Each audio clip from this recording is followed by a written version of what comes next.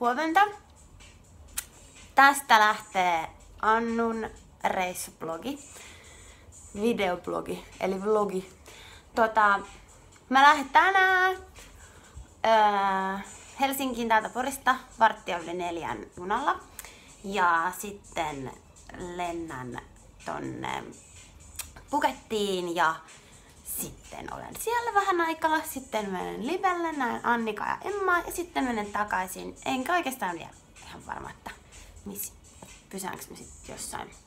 Tai no, kuitenkin. Mutta mä ajattelin, että koska mä oon nyt ekaa kertaa menossa reissuun yksin, niin, ja sit mulla on kuitenkin aika paljon asiaa, eikä sit kauheasti siellä välttämättä ketään, kenen mä voisin kaikki mun hauskat jutut kertoa, niin mä tietenkin voin kuvata tällaista vlogia. Ja sitten tätä voi katsoa, ketä haluaa. Mä heräsin juuri. Mulla on pakkaus tapani mukaan hieman tässä vaiheessa, että onhan tässä nyt sitten 5 tuntia vielä lähtöön. Tässä näkyy tässä kaikki niinku tavaraosuus. Apua, millainen mä kuvaisin? Hygieniabagit, kirjat, muut systeemit. Sitten täällä on nyt meneillään tää mun pakkausrutiini, eli joka on siis se, että levitä kaikki leväälläs lattiaan, mitä kuvittelet, että haluat ottaa mukaan. Ja sitten alkaa laittelee, että joo, varmasti kasa, ehkä kasa ja ei todellakaan kasa. Tai hylätään kasa. Niin nyt mä oon päässyt jo tähän asti. Katsotaas. Katsokaa. Tadaa!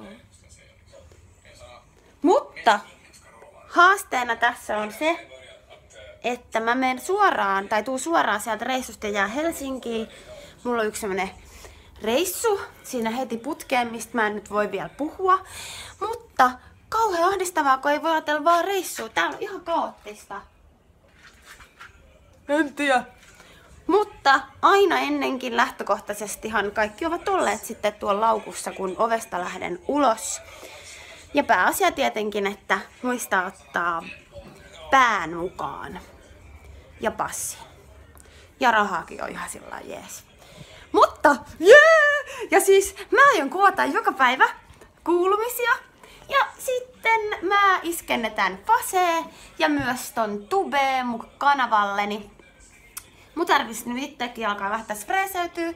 Tää oli tällainen ihana aamu päivitys, koska halusin tehdä tällainen lähtötunnelmia jutkan.